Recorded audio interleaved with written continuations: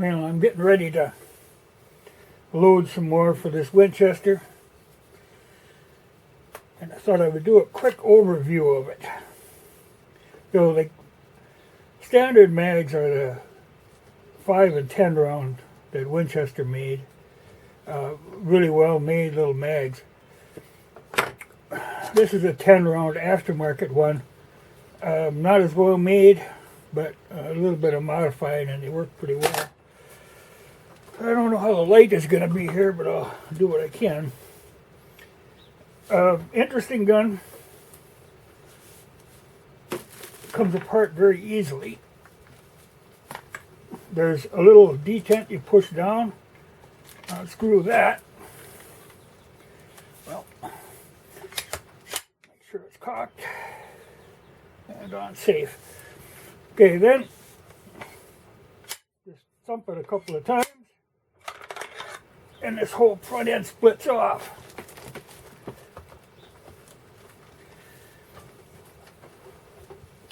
Not much here. There's hardly any weight at all to this end. You've got a big hammer spring, really straightforward.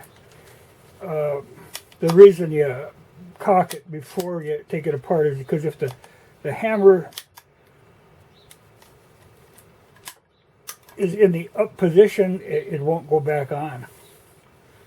But as that bolt comes back, it cocks the hammer back. But put it on safety so it doesn't actually jump. Little lugs where it goes into the front part, but like I said, there ain't a lot going on. Well, actually, there ain't a lot going on anywhere. This is about as simple as they come. The first thing you think, when you think Winchester, you think Browning. This wasn't Browning, this was Johnson. Browning is big for a lot of fiddly little parts. Johnson wasn't. Johnson also designed the Model 12 pump and what turned out to be the Model 70 bolt action. Okay, now you can see, well, you probably can't see because there ain't enough light here. But this plunger on the front pushes that whole bolt back. But what's really amazing, now this comes apart, but I will take it apart with the tool. Can opener from a Swiss Army knife, or the bottle opener. It's got a castle nut on there, and it probably looks familiar. People tend to use other people's ideas.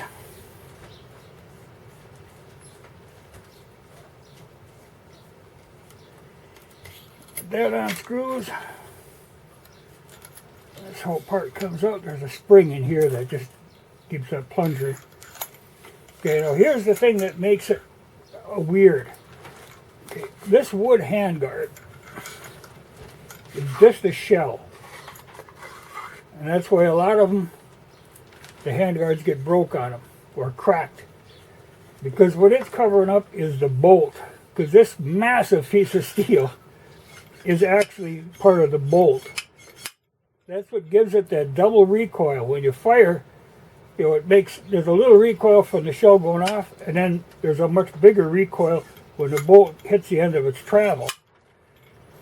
And there's a big spring in here. Now I'm not going to take the bolt out because I'm going to put a new buffer in, and when I do, I have to take it apart. And this is evidently a wrestling match, so I'm not going to do it until I'm replacing that part. But you can see that's one long piece.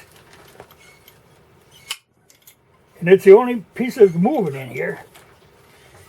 Interesting, but that's where you get that double recoil. But the purpose of this is there's no locking mechanism on the bolt. When that goes forward, it's just a spring tension and holding it shut. When it fires, there's that hesitation for the inertia to take over to move this massive a bolt. So by the time it starts moving, the bullet is already out of the barrel. But that's why there's got to be there's a certain range in there where it'll work. If it wasn't strong enough, it wouldn't go back far. If you had it too strong. You know, there's a balance in there. Though my understanding is Winchester was loading them really hot because they were trying to compete with the Remington 35 self-loader, which was a Browning design with a lot of fiddly bits. So they loaded these pretty hot, so they tend to pound them buffers and tend to break stocks. Now, I'm not loading them as hot, but another interesting thing they've got, you know, this brass is only works for these, but they've got a deep extractor groove. People make 357 maximum brass into 351 brass by cutting that and cutting the rim down. But the ejector really grabs in there because these things are made to function and just keep functioning under any conditions. They're a toughly built gun with, like I say, very few moving parts and easy to tear down. So they've been around. The thing about them is, you know, you can walk right by one in a store and never realize what it was unless you were really familiar with them, because they're just an ordinary looking gun. But when they first came out, you know, they weren't really a big seller. They were expensive. I think they were the most expensive gun Winchester was selling at the time. And they used that, you know, proprietary kind of cartridge.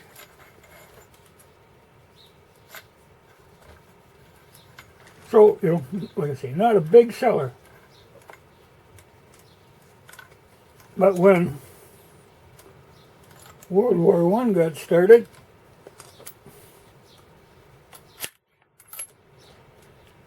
the French bought some, a few hundred.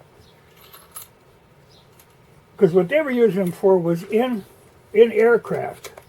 You know, at that time, you know, aircraft had, they were built like kites. So they weren't mounting guns on them. And at first, you know, they used to just take pistols up. The observer would just sit and pop away, you know.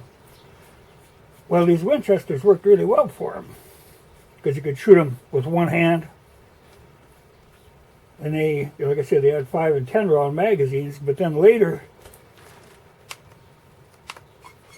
the French got really ambitious and they ordered a few more, thousands of them, and had Winchester make them fully automatic because, you know, not a big deal. These things are itching to be fully automatic. I know I've heard of people having a malfunction and go full auto on them. But that appealed to gangsters too. So there was the conversions to full auto. But the one major use of them was law enforcement. Prison guards used them. Border Patrol used them. I know I was reading some article where they said it was, you know, it was at a time where you had to buy your own guns. So a lot of times the Border Patrol agents they'd work in groups of 3. 2 of them would have Winchester 1907s and one would have a Winchester 97 shotgun. And they used the 10 round mags. But they're, you know, very simple design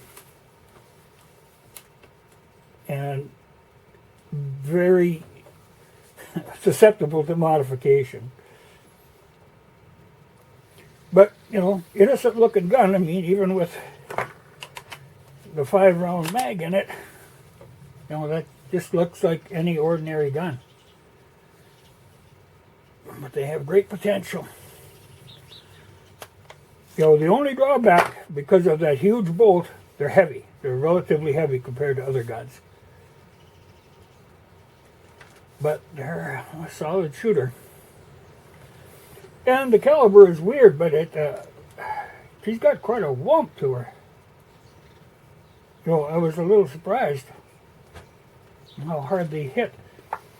Another thing is, at the time in Winchester advertising, they were trying to make this like a big game cartridge, and it really isn't. Though in their ads there were people who had shot, moose even with them.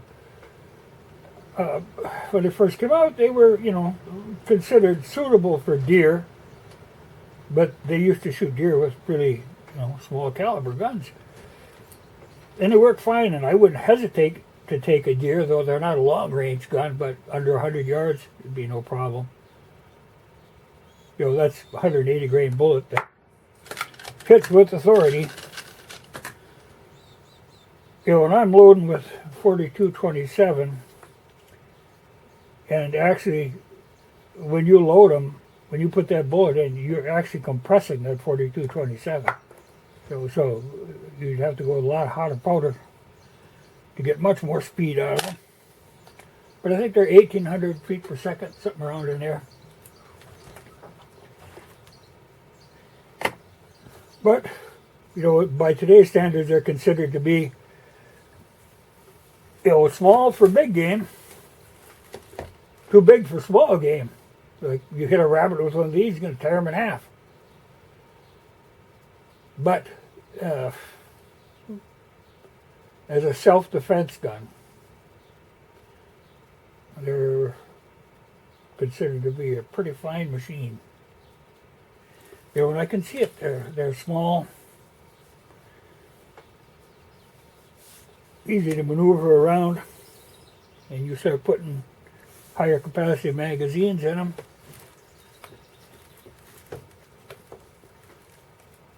Because you don't see them for sale now. And actually, you put a 10 rounder in it, it gets to be plenty long, but they used to make up to 20 round for law enforcement, which, quickly got to the gangsters. Because when they converted to run full auto, 10 would be a blip and it'd be gone. Even 20 wouldn't last you long. But you could raise a lot of hell with 20. But I'll go back to my reloading. Begin as it's cold and windy out. Interesting gun though. And I don't think they're as uncommon as people think. People aren't familiar with them. It's only because you really haven't paid attention. Because they do turn up. But the first thing, you start looking for ammunition, well, then that puts a kill to it. But like I said, that stuff is all available. And the brass, I think, was 60 cents a piece. Trick with these is it's very much like my macro oven, that it flings brass in every direction.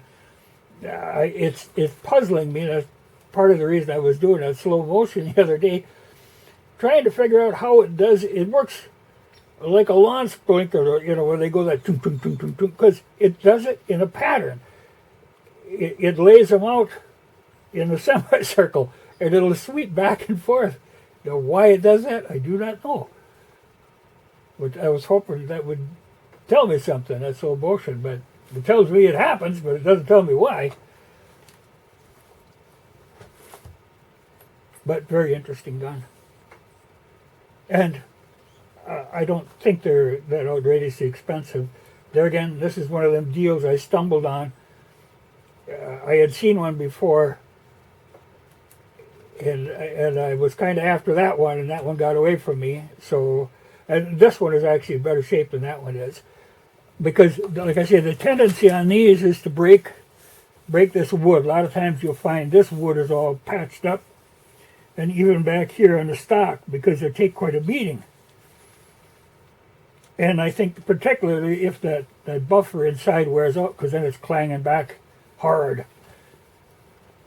And like I said, the factory ammunition, they loaded hot. So they took a beating. Now this one's got a few little nicks and dings on her, but I'm glad to have one that hasn't been monkeyed with.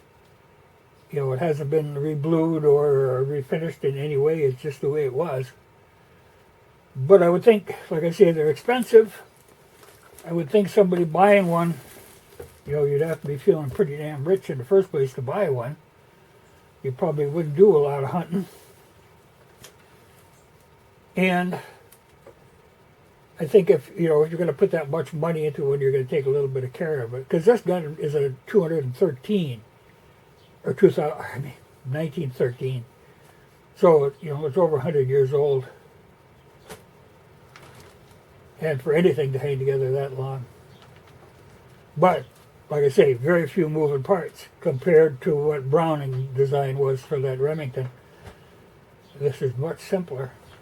But someday, my cousin's got a couple of those Remingtons. Someday I'm going to have to get him out here and we're going to have to do a little shootout and see. But I like this one. Glad to get it, but a lot of times you just have to know what you're looking for, and things will turn up. Because for years I hadn't been aware that there ever was such a thing. I don't know anybody who has ever owned one.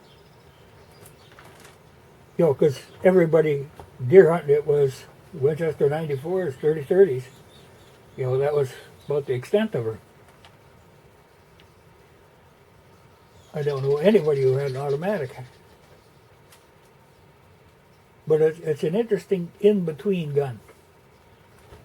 But for, like I say, for home defense, you couldn't beat her. Or evidently for robbing banks.